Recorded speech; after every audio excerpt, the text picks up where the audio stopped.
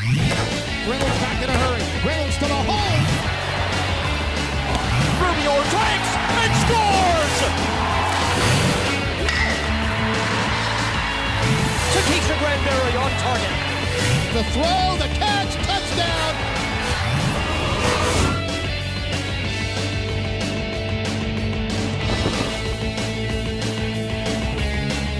Cavalier Sports Weekly is presented by the Virginia Lottery, where all profits benefit Virginia's public schools grades K through 12. By clean, safe, reliable propane. Propane, exceptional energy. By Geico. 15 minutes could save you 15% or more on car insurance. And brought to you in part by the Virginia Athletics Foundation, dedicated to providing scholarship, operational, and facility support for the Virginia Athletics Program. On this edition of Cavalier Sports Weekly, presented by the Virginia Lottery. The one thing you fear is an injury to the neck or the spinal cord. Now I get to play baseball for my job, so it's a pretty good little gig. Zimmer up the middle!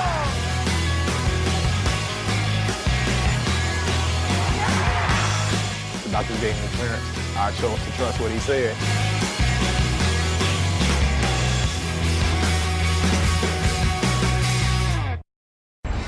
Welcome to Cavalier Sports Weekly. I'm Marcus Hamilton, number 3 on the Virginia football team, and I am proud to be hosting this season's first show.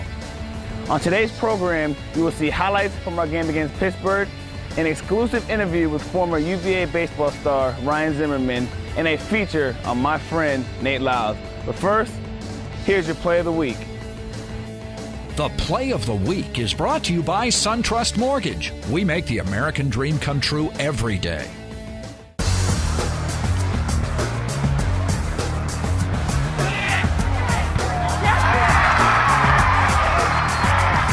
Jeremy, we practice how Jeremy hits it to the far post, and we all fill spots. And I felt like it was going to go far post. Went there, had a diving header, and luckily it was in the right direction. I mean, I just stepped up to take the corner, and I just wanted to drive it low towards the middle of the goal, where I thought someone could get their head on, and Ian was there. Oh, that goal was huge. After the goal, you could see how everything slowed down. We played, and we just killed the game off. Stay tuned. Virginia game highlights are coming up next on Cavalier Sports Weekly. At the 40-35, Lyles 25-20 and knocked out of bounds.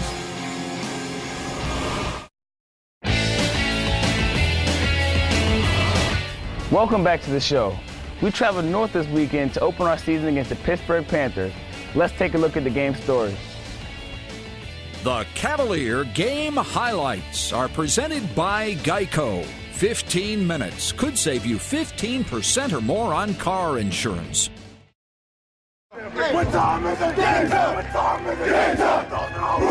From the Steel City, it is the 4th meeting ever between Virginia and Pittsburgh. These two teams have not played a regular season game since 1955. It's the 2006 season opener from Heinz Field.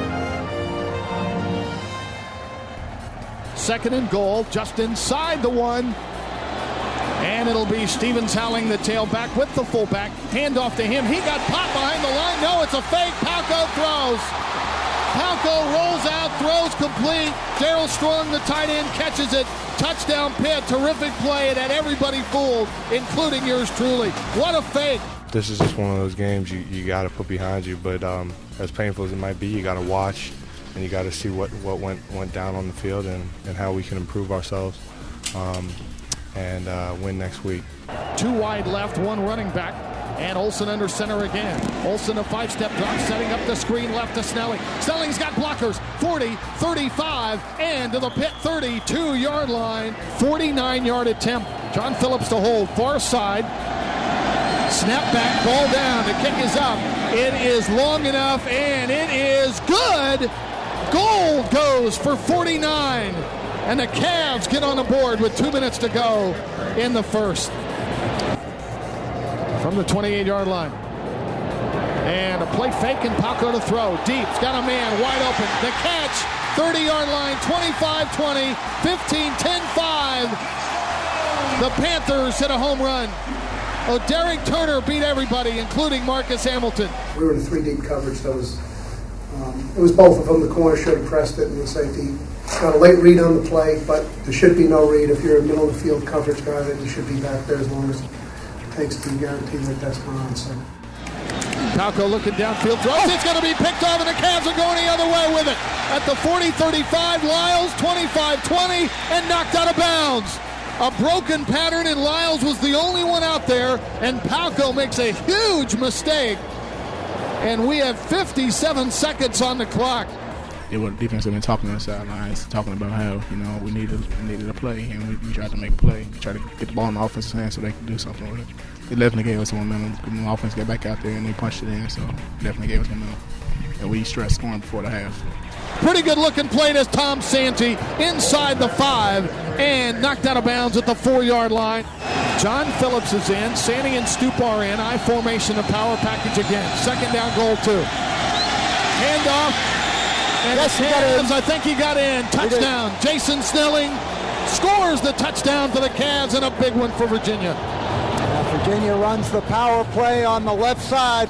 Those of us who are in the game feel momentum a lot less than people who talk about it. But what it did do is put us in a position, we're in a positive position. We're playing on the road. We got the ball to start the second half, and the game is right there. It's a playable game. It's 17-10.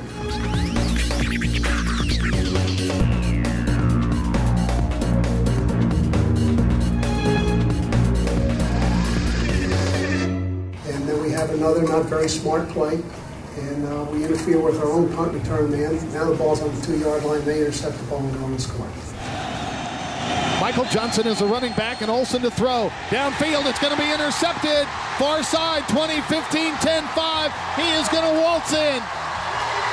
Darrell Revis went high, got it at the 20-yard line. The Cavs tried to cross up Pitt just a little bit. And just like that, the Panthers capitalize. Olsen throws the pick, and it's a touchdown for Pittsburgh. You got to start off with the interception on the goal line. That was just, on our coming out goal line, that just was unacceptable. It was just a bad throw. I didn't do what I was supposed to do, and, those are the things that we can't have. And, they made the plays, and our offense, we didn't make any plays. And, they were able to make theirs. Olsen out of the shotgun, everybody in a pattern, empty backfield. Olsen over the middle, throws, man wide open to catch, 35, 40, and down to the 45-yard line. Tyrus Gardner to snap back, ball down, the kick is up, and it's long enough, it is good. So Gold hits his second field goal tonight. The Cavs get 3 out of it, and the number 2 back, Kinder, is left too tight. Palko, 5-step drop and stays right in the pocket. Now rush out of the pocket. And he is going to put it down. Puts it up downfield, and Marcus Hamilton trying to make the play. Misjudged it. The catch by Kinder. 30-yard line, 20, 15, 10. He's going to waltz in. Marcus Hamilton had a pretty good play on the ball and just stumbled a bit. You give up 1 or 2 big plays, you probably lost the game. We gave up 4, probably more than that. And what we just tell the guys is, we played about as bad as we could have played. And we were in it in the third quarter. We've got young guys, and I'm sure that's going to be the first thing people say is, you've got youth and the guys don't understand yet, but us older guys have to take responsibility and place the blame squarely on our shoulders. This year, we have a new feature on Cavalier Sports Weekly. Each week, we'll bring you a student athlete or a coach showing you a tip or a skill that is vital to their sport. Today, running backs coach Anthony Poindexter demonstrates the proper way to hold on to a football, what we call high and tight. Well, when you say high and tight, you want the ball. We're speaking of high as the point of the ball straight up in the air, all right, and with your hand over the top of the face of the ball like this, and you want the point straight up. All right, when we talking about tight, we don't want any space in between your body and the ball. So you don't want your elbow out here. You want your elbow tucked in, ball against your breastplate, high and tight. Now, the best picture you can see is Tiki Barber. Tiki Barber, if you ever watch him carry the football, the ball is straight, literally straight up in the air with his elbow in so tight that the defender can't come in from behind and punch, can't come over the top and strip. So that's what you're talking about when you say high and tight, and, this is the way we score with the ball. If we don't have the ball, the other team trying to score, so we got to keep it. 2006 Virginia football.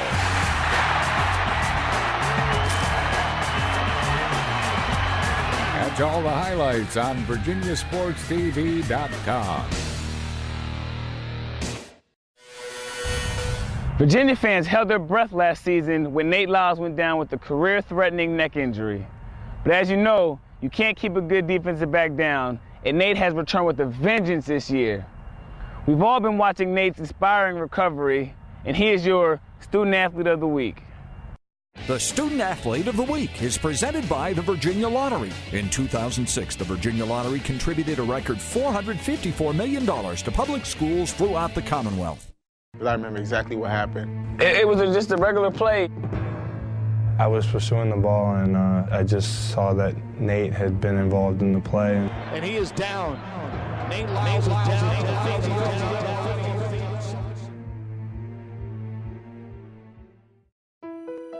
What went through my mind was, it's the one thing you fear is an injury to the neck or the spinal cord, and you just hope it's a shoulder or something. From the way he was down, it was apparent that it was what everybody fears.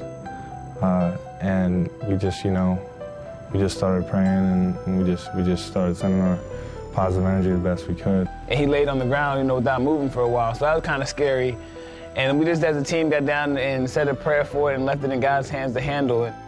There are some guys that go through these injuries and ailments and whatever it may be, and they end up taking a lot of time away, and they're not hands-on in their approach to staying with the team, and that's a big thing people forget when they're serving time for an injury, is also to stay close to the team. And not only that, and rehab your injury, and Nate did both.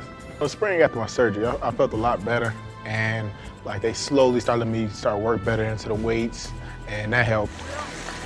He was out there with us, cheering us on and doing whatever he could to let us know he was still there. And all the rehab he needed to do, he was willing to do it. I didn't want them to be, wondering where I was, whether or not if I was sitting in heating or if I'm sitting in the air conditioner over the summertime. I want them to know that I'm enduring everything they are. I just can't do it physically. In the summertime, I got to do pass scale with my team 7-on-7. And that felt real good, just moving out there and being out there with them, doing everything they were doing.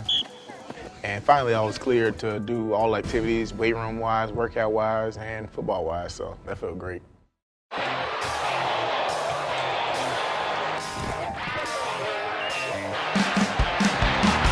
Yeah, I've had a couple of big contacts during camp, and it's felt good. I mean, I'm sore afterwards just like I would before, and this is the kind of sore I like to feel. I mean, I miss this kind of sore. My man. I try not to be concerned. A lot of people went into this wondering whether or not I would hit like I would before, or whether I would be any, kind of nervous about it, and I tried to go into it like I would before. Since the doctors gave me the clearance, I chose to trust what he said and just go into it like I was playing before. Yeah, bring it over here, boy! Nate's an intense individual, and it's been great having him back in practice. I mean, he's just that guy that gives you that extra, that oomph when the practice isn't going so well. He brings a lot of energy, and he's very vocal. Get him, Callie, get low with it, get low with it! He's the leader, one of the leaders of the team. He just yells and screams out there, gets everybody in the positions, and he's the big hitter, and he always gives us a good hit in practice, and that sparks the defense a little bit more, and we try to just dominate the offense out there. Anytime in practice where I feel like, the energy's down and we're not acting ourselves because we're tired or for whatever reason, I mean, it's fun to bring the energy to it because it provides you with enough, say you're tired, have some fun out there, talk trash, that's gonna give you some kind of energy.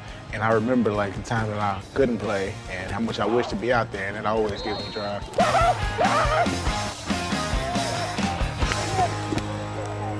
Let's keep it up, man.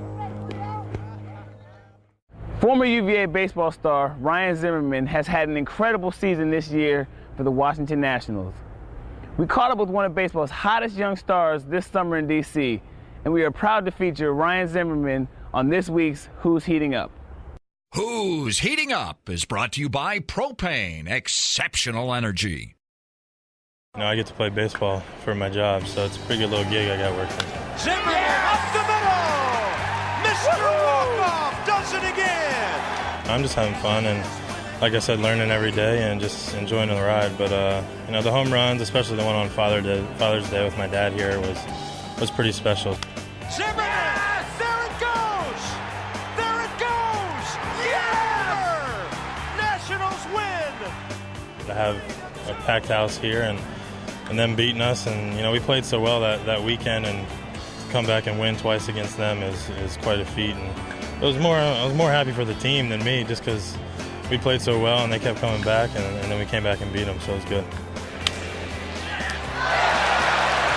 It's unbelievable. Some of the balls he gets to, sometimes it makes it look easy over there. But it looks like he's having fun, and, he's an extremely hard worker. In high school, he was a little smaller. I think he was one of the guys that, myself, I was drafted out of high school. He went to, obviously, the University of Virginia and just exploded, onto the baseball scene. He went out there, his body developed. I think he developed mentally, and I think that was the best path for Ryan to take. And, so it didn't surprise me at all, just his work ethic, the way he carries himself. He's got a great head on his shoulders, and he's always looking to get better, and that's the key to success in this game. When he got out of that batter's box, and he got there easily, nice job. Our coaching staff enjoys watching him. I got a chance one time this summer to go up and watch him play, and we obviously follow him very, very closely, and we're very proud of him. And I know he's very proud of our Virginia baseball program because he's had a lot to do with our success. They surprised everyone, huh? They weren't supposed to be that good this year, but Brian does a great job with them, and the way he's got the program going is unbelievable. So it's exciting times for them up there. Welcome back to the show. Virginia's fall Olympic sports have gotten off to a strong start and are looking forward to exciting seasons. On this week's Olympic Sports Spotlight, we will preview men's and women's soccer, field hockey, and volleyball. The Olympic Sports Spotlight is presented by the Virginia Athletics Foundation. We start first with the third-ranked men's soccer team. Head coach George Galnavach's squad enters the season with high expectations, and many experts are predicting the Wahoos to be a national title contender. The team features 2 preseason All-Americans, forward Yannick Reiring and midfielder Nico Kolaluka, as well as first-year phenom Jonathan Villanueva, whose fancy footwork has already made him a dangerous scoring threat and a fan favorite. In addition, the Cavaliers boast impressive depth and return 10 of 11 starters from last year's squad. Our depth, I think what you're going to find is our depth is going to help us even more as some of those young guys get experience. It's just my job to try to get them out to the field. The 7th-ranked women's soccer team has had a challenging preseason, losing a number of players to season-ending injuries.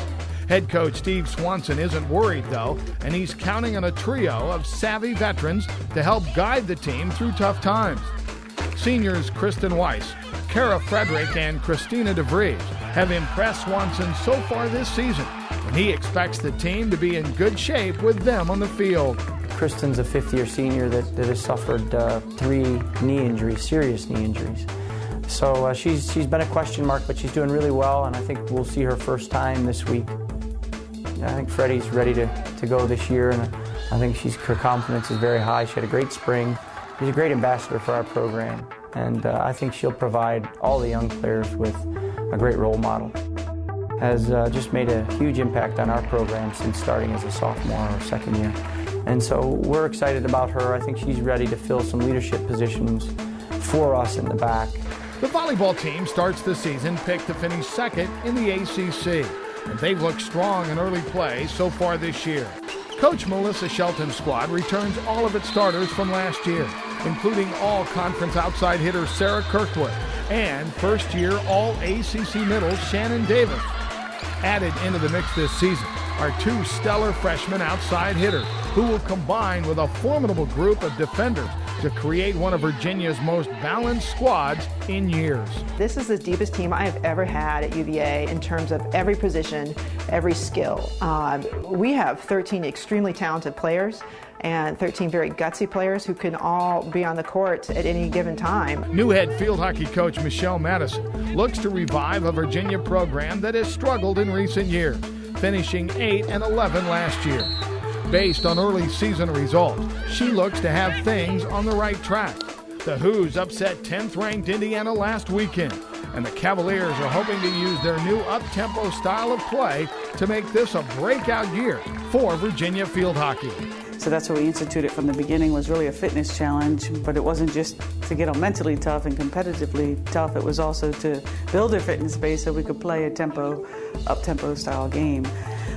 They bought into the system because I think it's fun. We try to make it fun. We have fun what we're doing. In other Cavalier sports action this week,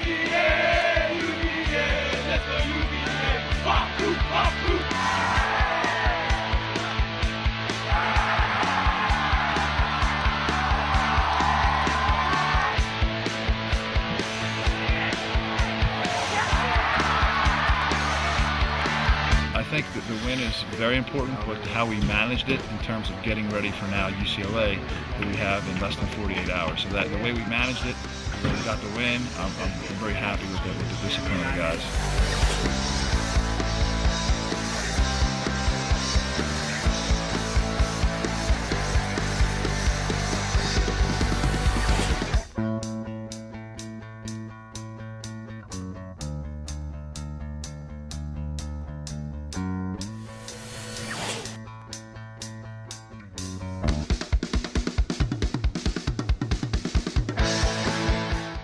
Thanks for watching Cavalier Sports Weekly.